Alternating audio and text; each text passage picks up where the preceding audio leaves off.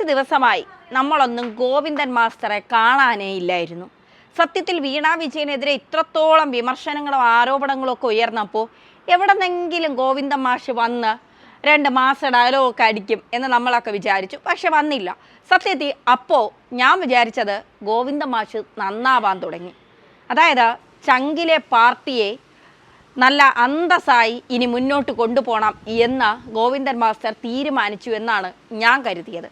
തെറ്റിനെ തെറ്റായിട്ടും ശരിയെ ശരിയായും ചൂണ്ടിക്കാണിക്കാൻ മാഷ് കുറച്ച് നാൾ അതൊക്കെ ഒന്ന് മനസ്സിരുത്തി പഠിച്ചാലോചിച്ച് തീരുമാനമെടുക്കാനായി അവധിയിലായിരിക്കും എന്നാണ് കരുതിയത്.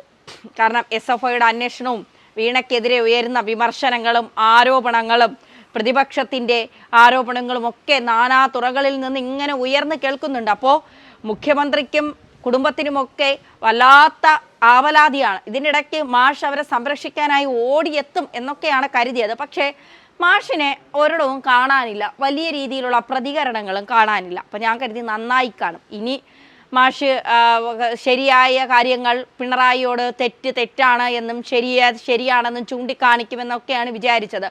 ഒരു കാര്യം മാത്രം നിങ്ങൾ ജനങ്ങളെ മുന്നിൽ പറഞ്ഞാൽ മതി, നിങ്ങളെ വോട്ടിട്ട് ജയിപ്പിച്ച ജനങ്ങളാണ്, അവർക്ക് ചില ചോദ്യങ്ങളുണ്ടാകും, അതിന് കൃത്യമായ മറുപടി കൊടുക്കണം.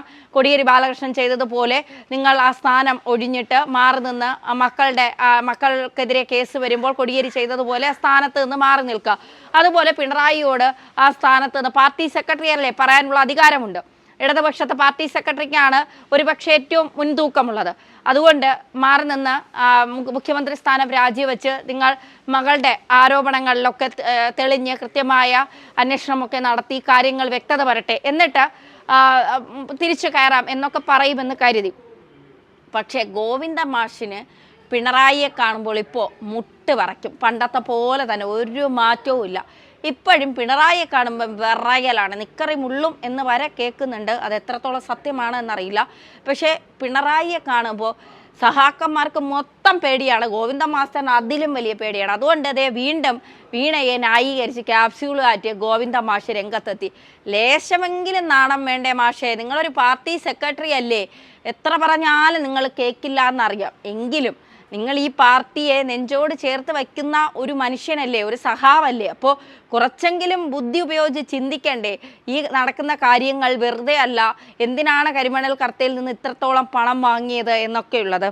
ഗോവിന്ദൻ മാഷ് പറയുന്നത് രാഷ്ട്രീയ പ്രേരിതമാണ് പിണറായി വിജയൻ്റെ മകൾ വീണ വിജയനെതിരെയുള്ള SFIയുടെ അന്വേഷണമെന്നാണ്. മുഖ്യമന്ത്രിയിലേക്ക് ആരോപണം എത്തിക്കാനാണത്രേ BJPയുടെ നീക്കം. SFIO അന്വേഷണം ആവശ്യപ്പെട്ട ഷോൺ ജോർജിൻ്റെ നടപടി കൃത്യമായ രാഷ്ട്രീയ അജണ്ടയുടെ ഭാഗമാണത്രേ. BJPയിൽ ചേർന്നതിന് പിന്നാലെയാണ് കേസുമായി കോടതിയിൽ പോയത്. അപവാദ കള്ള പ്രചരണത്തെ എതിർക്കുമെന്നും മുഖ്യമന്ത്രിയെയാണ് BJP ലക്ഷ്യമിടുന്നതെന്നും ഗോവിന്ദൻ മാസ്റ്റർ പറയുന്നു. കേസിന് പിന്നിൽ കൃത്യമായ അജണ്ടയാണ്. PC ജോർജിൻ്റെ മകനാണല്ലോ ഇടപെട്ടത്, 2 ആളും ഇപ്പോൾ BJPയിലാണല്ലോ എന്നും നിയമപരമായും രാഷ്ട്രീയപരമായും കേസിനെ നേരിടും. തിരഞ്ഞെടുപ്പിന് മുൻപ് എന്തൊക്കെ കാണാനിരിക്കുന്നു? കേസിന് പിന്നിൽ കൃത്യമായ തിരക്കഥയുണ്ട്. ഉത്തരേന്ത്യയിലെ നേതാക്കളെ ശേഖരിക്കാൻ BJPക്ക് അറിയാമെന്നും തിരഞ്ഞെടുപ്പിൽ ഭൂരിപക്ഷം ലഭിക്കില്ലെന്ന ഭയമാണെന്നും BJPക്കെന്നുമാണ് ഗോവിന്ദൻ മാസ്റ്റർ പറയുന്നത്. കൃത്യമായ തിരക്കഥയിലാണ് കാര്യങ്ങൾ പോകുന്നത്. തിരഞ്ഞെടുപ്പ് അടുത്തിരിക്കെ ഇനി എന്തെല്ലാം കാണണം?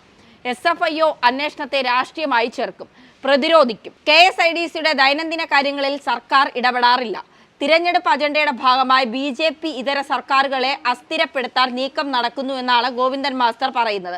പണവും സ്വാധീനവും ഉപയോഗിച്ച് വശത്താക്കുന്നു. പ്രേമചന്ദ്രനെ പ്രധാനമന്ത്രി വിരുന്ന് പങ്കാളിയാക്കിയതും അതിൻ്റെ ഭാഗമാണ്. ആഹാരത്തിന് ക്ഷണിച്ചാൽ പോകാതിരിക്കുന്നത് സംസ്കാരമല്ലെന്നാണ് പ്രേമചന്ദ്രനും UDFും പറയുന്നത്. മുഖ്യമന്ത്രി ക്ഷണിച്ച ക്രിസ്മസ് വിരുന്നിന് പ്രതിപക്ഷം എത്താതിരുന്നത് ഏത് സംസ്കാരത്തിൻ്റെ ഭാഗമാണ്? ഇങ്ങനെയുള്ള ന്യായീകരണങ്ങളാണ് ഗോവിന്ദൻ മാസ്റ്ററിൻ്റെ ഭാഗത്തു നിന്ന് വരുന്നത്. ചോദിച്ചത് തന്നെ വീണ്ടും വീണ്ടും ആവർത്തിച്ച് ചോദിക്കുന്നതിൽ എനിക്ക് ലേശം ഉളുപ്പുണ്ട്. എങ്കിലും ചോദിക്കുകയാണ്, ലേശം ഉളുപ്പ്, അല്പമെങ്കിലും നാണം അതുണ്ടെങ്കിൽ ഇങ്ങനെ വന്നിരുന്ന് ന്യായീകരിക്കുമോ മാഷേ?